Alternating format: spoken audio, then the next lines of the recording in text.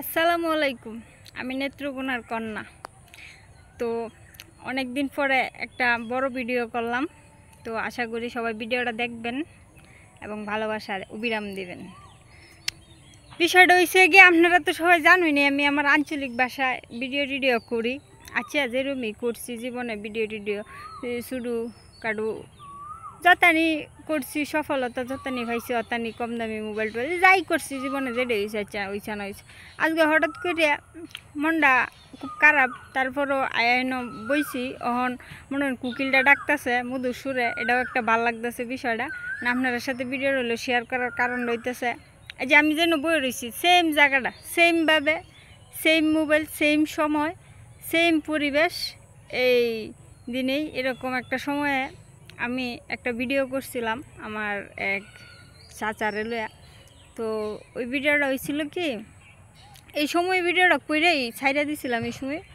পরে এই ভিডিওটা আমার ফার্স্ট এই ভিডিওটা মোটামুটি ভিউ হয়েছিল, মানে আমার তুলনায় আমি অনেক ভিডিওর তুলনায় এই ভিডিওটা সবচেয়ে বেশি ভিউ হয়েছে। আর পরে একটা সময় আবার বাড়ছে আরও, যেটাই হোক। তো আমার এই দিন আমি এত খুশি আছিলাম যে আমার একটা ভিডিও এত ভিউ হয়েছে, আমার মনটা খুব বিরাট বিরাট খুশি আছে। পরে এই ভিডিওর থেকে আমার অনেকটি ফলোয়ারও ঢুকছেন। পরে মনোরঞ্জন একটা ভিডিও যদি মানে একটু মোটামুটি ভিউ হয় তে মনোরঞ্জন এটা তো একটা শুধু ইউজারের লেগে অনেক কিছু বিরাট কিছু তে মনোরঞ্জন। পরে এই ভিডিওটা থেকে আমার মোটামুটি একটু আগানি হয়েছে, মোটামুটি বালাই আগাইছিলাম।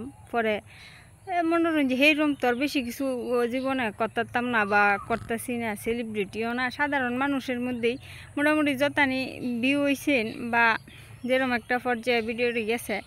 তা এটাতে আমি অনেক খুশি আসলাম। মানুষের million million billion billion view হয়, কিন্তু আমার এই সাধারণ একটা ভিডিও সাধারণ কিছু ভিউ হতে আমি এত পরিমাণ খুশি হয়েছিলাম যেটা মনোরঞ্জন কুয়ে প্রকাশ করতাম না, আমার এত খুশি লাগছে।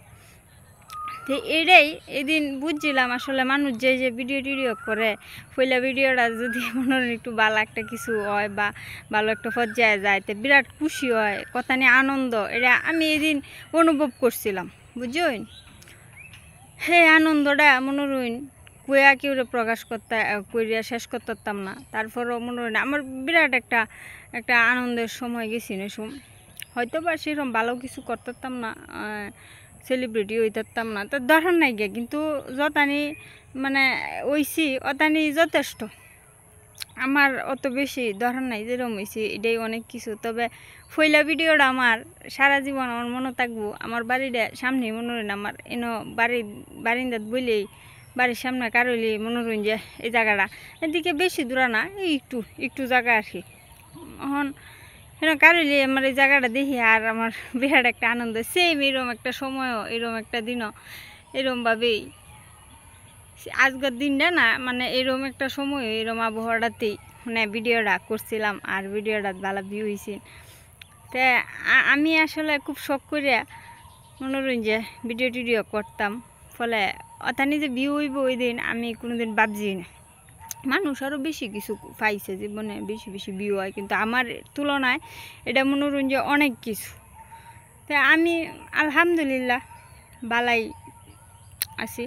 তারপরেও মনোরঞ্জন সবারই তো হাজারো পাওয়ার মাঝেও কিছু না পাওয়া ইচ্ছা তাহে, হ্যাঁ আমারও এইরকমই। তা আজকের ভিডিওটা মনোরঞ্জন এটা সফলতার ভিডিও, গল্পের ভিডিও না, কিন্তু আমার পয়লা একটা ভিডিও আমার এই জায়গাটা থেকেই এই বই থেকেই একটা ভিডিও আমার অনেক ভিউ হয়েছিল।